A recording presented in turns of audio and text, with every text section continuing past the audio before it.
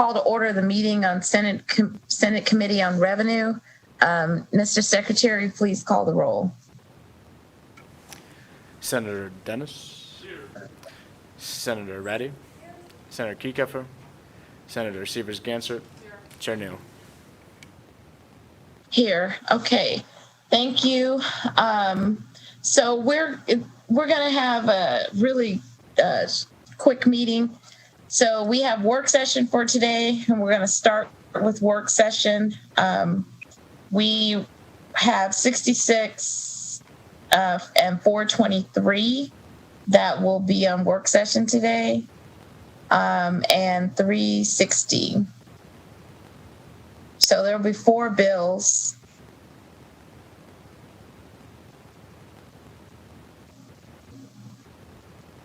Actually 5. Okay, so Mr. Reel, can you go ahead and start the work session, please? Thank you, Madam Chair. For the record, Joe Reel, Deputy Fiscal Analyst with the Fiscal Analysis Division.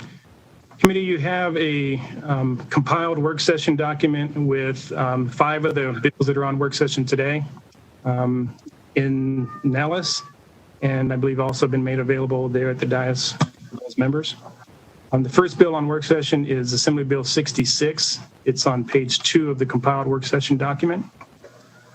Assembly Bill 66, first reprint, revises provisions relating to the abatement of certain taxes, sponsored by the Assembly Committee on Revenue on behalf of the Governor's Office of Economic Development and heard in this committee on April 29th. Assembly Bill 66 prohibits the effective date of an abatement or partial abatement under an agreement entered into by the Governor's Office of Economic Development from being later than 1 year after the date on which the application for the abatement is approved. The bill requires the applicant to enter into an agreement within 1 year after the application is received by the office. If the applicant fails to enter into an agreement within 1 year after the application is received, the abatement is required. The applicant is required to submit a new application to be eligible to receive approval for the abatement or partial abatement. The bill also requires the Department of Taxation to issue a document certifying an abatement or partial abatement of sales and use taxes to a business that has been approved for these abatements by the Office of Economic Development, which can be used by the business to pay the sales and use tax at the rate stated on the document. If the document is not used to receive the abatement of sales and use taxes, the business may apply to the Department of Taxation for a refund of the taxes paid that were eligible for the abatement. However, if the failure to present the document results in the business paying the full amount of sales and use tax on 50% or more of the purchases that were eligible for the abatement, the business is subject to a penalty equal to 10% of the total amount of the abatement. On the next page of the work session document, there is an amendment that was submitted following a hearing brought forward by Senator Neal. It's based on discussions with the Department of Taxation and fiscal staff. And the purpose of the amendment is to clarify that a business is not deemed to be out of compliance with the abatement agreement, such that the clawback provisions in NRS 36750 would apply if the failure of the business to present the document issued by the department results in the business paying the full amount of sales and use tax on 50% or more of the purchases for which the business was eligible for the abatement. And so the specific changes to the bill would be to delete Section 1, subsection 2, paragraph A, where the provisions would state that the business shall be deemed out of compliance with the abatement agreement entered into by the business under the circumstances. And with that, Madam Chair, I'll be happy to answer any questions. Thank you for that, Mr. Reel. Members, do you have any questions on the work session document?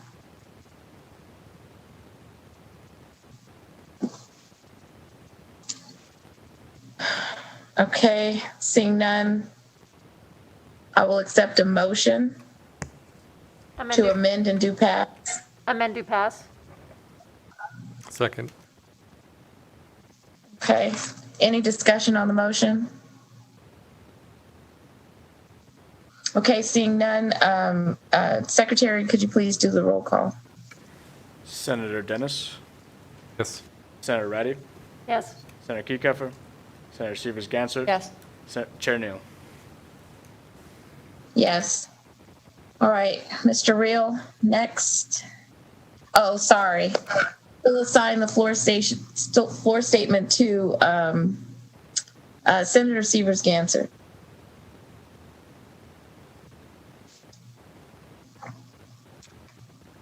Thank you, Madam Chair. The next bill on our work session today is Assembly Bill 360, first reprint. This bill revises provisions relating to tobacco products. This bill requires retailers, it was heard in May 11th and sponsored by Assemblyman Hafen.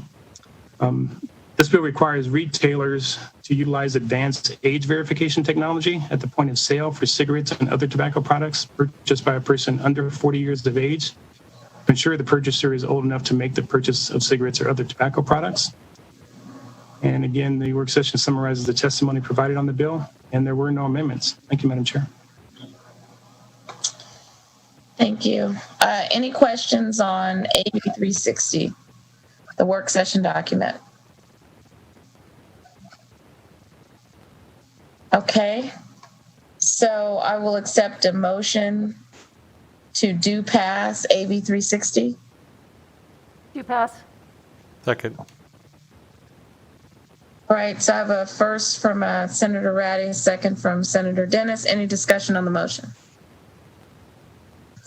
Okay, seeing none, will the secretary please call the roll? Senator Dennis, Yes. Senator Ratty, Yes. Senator Kieckhofer, Senator Severs-Gansert. Yes. Chair Neal. Yes. All right, so the motion carries. I will assign the floor statement to myself, AB 360. All right, Mr. Reel, AB 368. Thank you, Madam Chair. Again, for the record, Joe Reel with the Fiscal Analysis Division. Next bill, Assembly Bill 368, first reprint, revises provisions relating to tourism improvement districts, sponsored by Assemblywoman Benitez Thompson and heard on May 11th. This bill adds information to the Department of Taxation that the Department of Taxation must include in a periodic report that must be issued related to tourism improvement districts in a municipality, including the name and geographical location of the tourism improvement district, the total amount of pledged sales tax revenue distributed to each tourism improvement district, and the remaining number of payments and the amounts of those payments on any bonds or notes issued by a municipality on behalf of the TID. Bill also includes alternative reporting requirements for the department if the department cannot report the information about a TID without disclosing proprietary information about an individual business. And there is an amendment brought forward by Assemblywoman Benitez Thompson that was presented during the hearing. And specifically, it would sunset the authorizing language for star bond tax increment financing. And the purpose would be to prohibit the creation of new tax increment districts on a prospective basis, or retaining the statutory provisions necessary to administer the districts that have already been created. And with that, Madam Chair, I'd be happy to answer any questions. Okay, any questions on AB 368? Okay, seeing none, I will accept a motion to amend and do pass. So moved. So a first from Senator Dennis, a second. Second. Second from Senator Ratty. Any discussion on the motion? Okay, seeing none, Secretary, could you please do a roll call? Senator Dennis, Yes. Senator Ratty, Yes. Senator Kieckhofer, Senator Severs-Gansert. Yes. Chair Neal. Yes. All right, so the motion carries. I will assign AB 368 to, I guess, myself. All right. So, Mr. Reel, next up is AB 414. Thank you, Madam Chair. Again, for the record, Joe Reel, the Fiscal Analysis Division. Next bill, Assembly Bill 414, revises provisions governing the transfer of real property pursuant to a deed becoming effective upon the death of the grantor, sponsored by Assemblyman O'Neill, heard on May 6th. Under current statute, a transfer of real property by a deed which becomes effective upon the death of the grantor is exempt from the real property transfer tax. Assembly Bill 414, first reprint, extends its exemption to the death of a grantor affidavit recorded in the office of the county recorder pursuant to NRS 111.699. The bill establishes a procedure for claims to be made against property transferred pursuant upon pursuant to a deed upon death if the grantor of the deed dies on or after July 1st, 2021. Any property transferred pursuant to such a deed remains subject to any claim by the Department of Health and Human Services to recover public assistance provided to the grantor. The bill also provides certain rights and protections to a person dealing with the beneficiary of a deed upon death. And there are no amendments, Madam Chair. All right, any discussion on AB 414? Any questions on the work session document? Okay, seeing none, I will accept a motion for due pass. So moved. Second. All right, first and second, first from Senator Dennis, a second from Senator Ratty.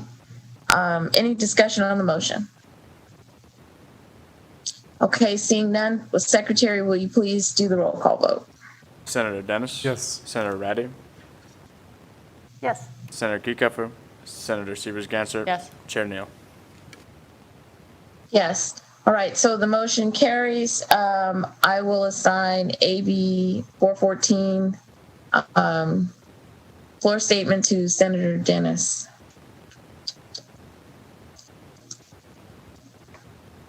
Okay, next, AB 435, Mr. Reel. Thank you, Madam Chair. Again, Joe Reel for the record. Assembly Bill 435, revised provisions governing the commerce tax, sponsored by the Assembly Committee on Revenue and heard on May 11th. This bill amends the definition of a business entity for the purposes of the commerce tax to exclude a person who takes part in an exhibition, trade show, industry, or corporate meeting or similar event held in this state for a purpose related to the conduct of business, including without limitation an organizer, manager, or sponsor of such an event, or an exhibitor of such an event. The provisions of this bill would exempt these persons from being subject to the commerce tax. And there are no amendments, Madam Chair. Thank you for that. Any questions on the work session document? So I will go ahead and accept a motion to do pass AB 435. So moved. Second. Okay, so I have a first from Senator Dennis, a second from Senator Ratty. Any discussion on the motion? So I have some discussion. So AB 435, I was super uncomfortable with this bill, but and I wanted to make sure that individuals were not going to use lack of intent from outside members as a way to kind of scale back law that we've passed. My second concern was statutory construction, how the rules work. Would you look at the plain view of the language, then you look at the language of the actual NRS in order to determine intent where there is no legislative history or it's under conflict. And I felt like there were still some questions there. And third, I wanted to make sure that there have been other people who have wanted to come back and take themselves out of the commerce tax, and that this is not a doorway or a pathway for other people to come back and say, I didn't see legislative intent, therefore I don't think I was included. And so I will vote to get AB 435 out, but those are my concerns. The largest being how we view statutory construction, plain language, and how the process of viewing issues without intent. So that is my statement on the record. Mr. Secretary, will you please do the roll call vote? Senator Dennis? Yes. Senator Ratty? Yes, but I would note that I reserve my right. Senator Kieckhofer? Senator Severs-Gansert? Yes. Chair Neal? Yes, with a reservation, but the motion passes. And I'll assign this floor statement to Senator Severs-Gansert. All right, so that concludes our work session. Or did I miss 423, Joe? I did We that. still have one more bill, Madam Chair. Yeah, okay. So let's do that one. Thank you, Madam Chair. Again, for the record, Joe Reel. Committee, the work session document for Senate Bill 423 has been loaded to Nellis. It is not part of the combined work session document, but it has been loaded to Nellis and is available.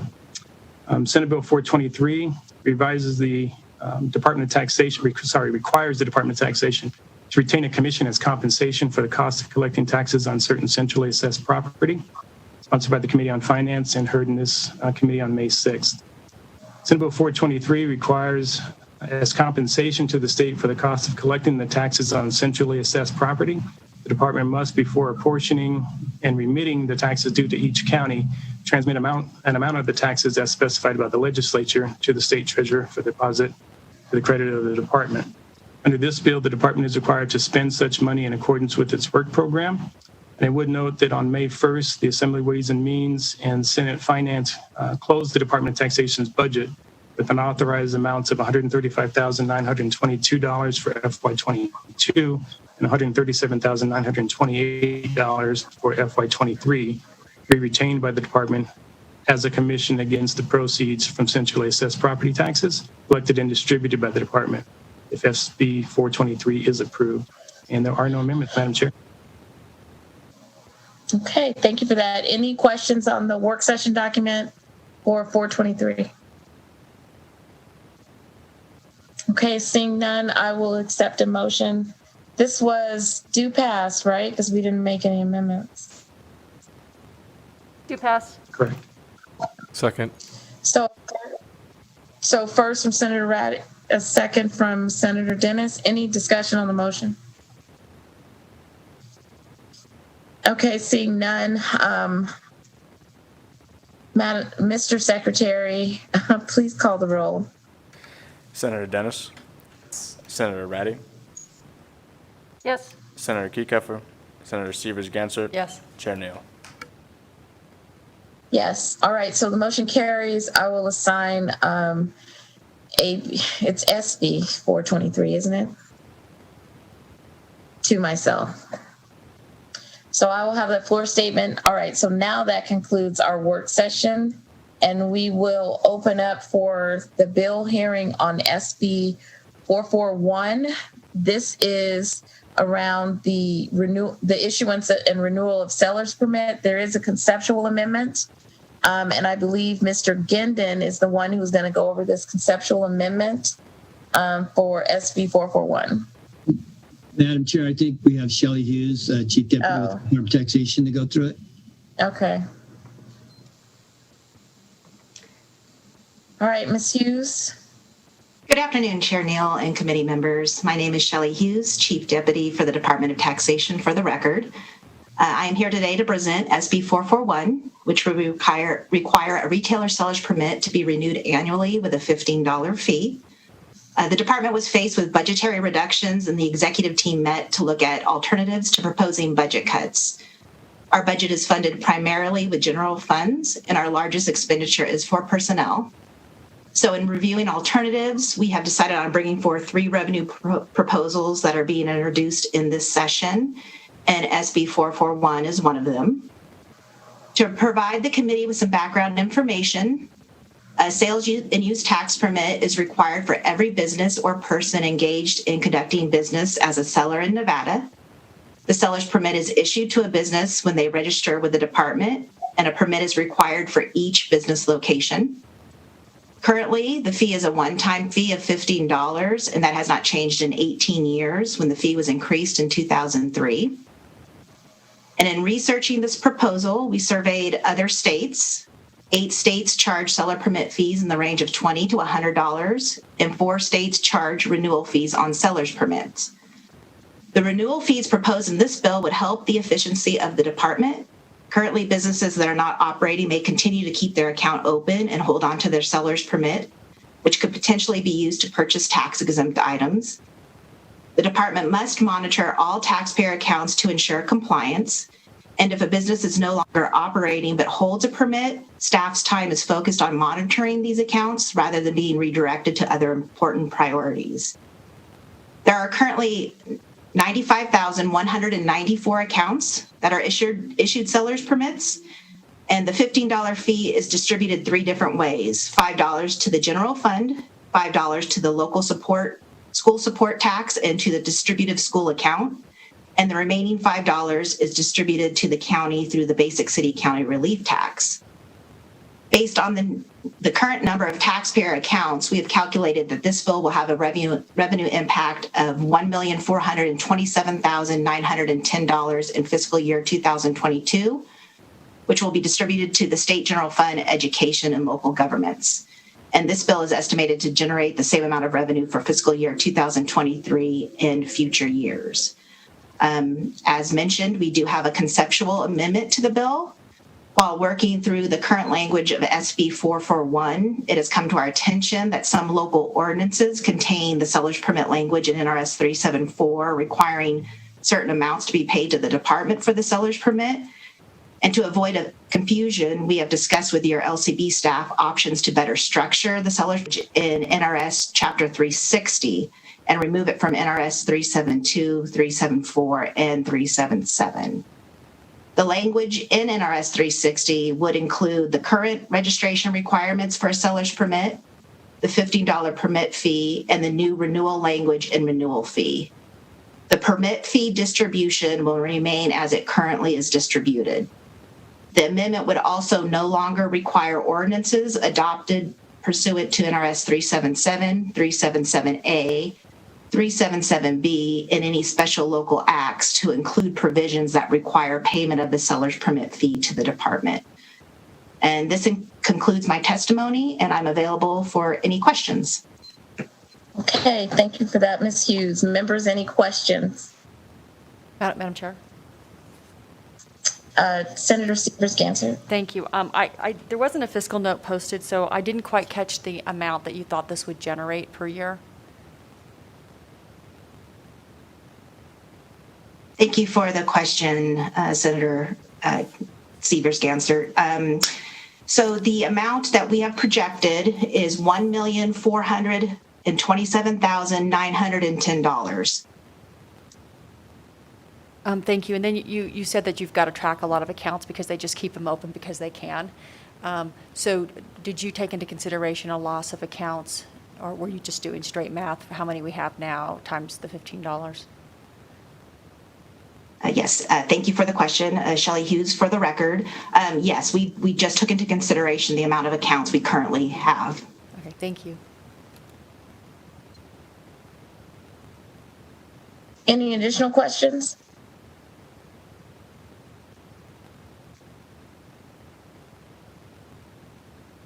Okay, so I have a couple that I'd like to get on the record. So can you break it down? So it's $15, but the $5 increments are broken up into three different pots. So how much goes to general fund, how much will go to state education fund, and how much for local government under the distribution? Shelley Hughes for the record. Thank you for the question, Chair Neal. I have Joy Grimmer, our ASO4 on Zoom as well. She can confirm that I have this correct. Currently, we show for fiscal year 22 for the general fund, it's approximately $475,956 after the commission to the department is taken out. For the school district and local government, it's approximately $472,400 after the commission is taken out. And for local governments, it would be $467,640 after commission is taken out. Okay. Okay, thank you for that. That's what I wanted to know. I just wanted to get that breakout on the record. Because I know that the local government piece, I think, needed to be, I wanted to get that out there. So, okay. So members, any questions? Okay, seeing none, we will go ahead and open up for support of SB 441.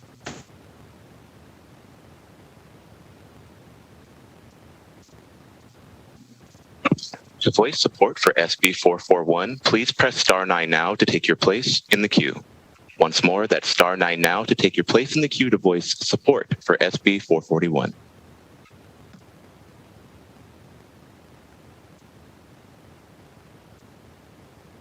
Thank you, Chair Neal. There are no callers wishing to voice support at this time. Okay, we will move to opposition for SB 441. To voice opposition for SB 441, please press star 9 now to take your place in the queue. Once more, that is star 9.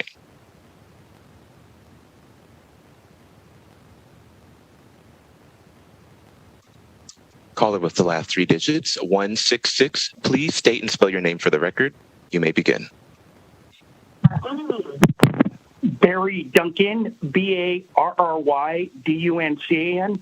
Chair Neal and members of the committee, Barry Duncan on behalf of the Nevada Taxpayers Association. The NTA has concerns with implementing a new annual fee at $15 from the current one-time fee structure. In recognition of challenges faced by the state and our various departments, we would support an annual fee of $10 should the committee opt to move the bill forward. Thank you for your time and consideration, and I'm here to answer any questions.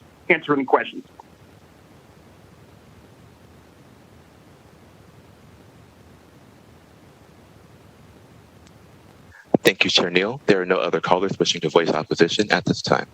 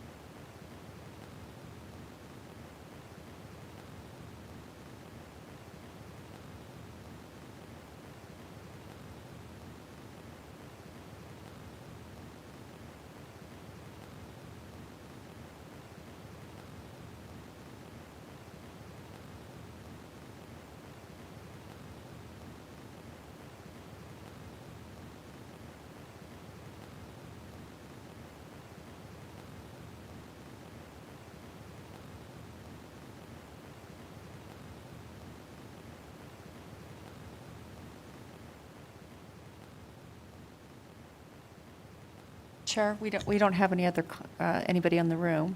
Yep. So it appears as if we've lost our chair for a moment, and so not seeing anyone in the room, let's just go ahead and take a 1-minute recess and make sure that we know where we are.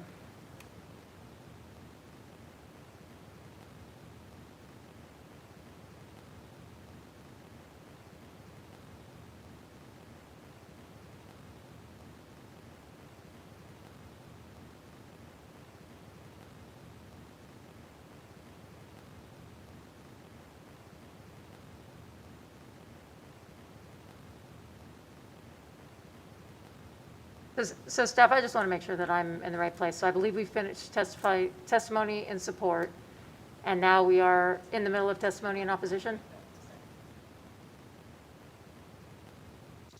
Vice Chair Ratty, this is also been my understanding. Okay, so is there anybody else on the phone line, BPS, who would like to testify in opposition? No, Vice Chair Ratty, there are no callers wishing to voice opposition. All right, then let's move to neutral. Nobody in the room? If you would like to voice, oh. Nope, sorry, go ahead. We have no one in the room, so let's do phone line. Thank you, Vice Chair Ratty. If you would like to voice a neutral testimony to SB 441, please press star 9 now to take your place in the queue.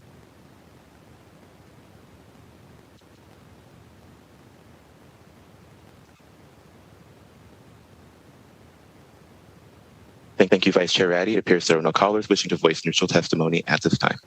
Thank you. So we'll go ahead and close public testimony on Senate Bill 441, and we'll bring it back to the sponsors of the bill to see if they have any closing comments.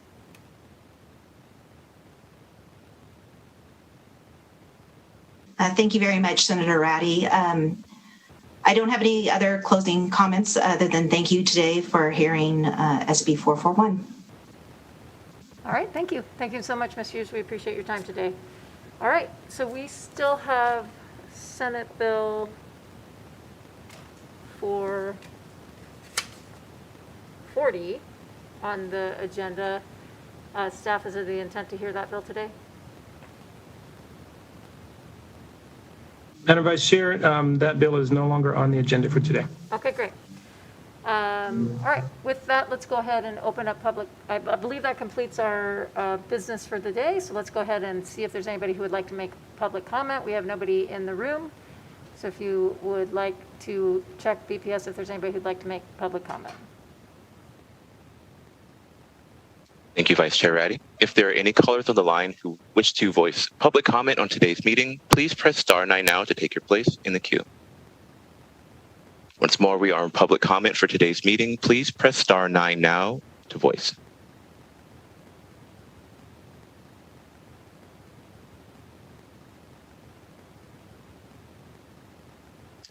Thank you, Vice Chair Ratty. There are no callers wishing to give public comment on today's meeting at this time. All right, I have been trying to reach the chair, and it looks like something has taken her completely offline. So with apologies to Senator Neal for closing down our meeting, I'm going to go ahead and say that we are adjourned. Thank you.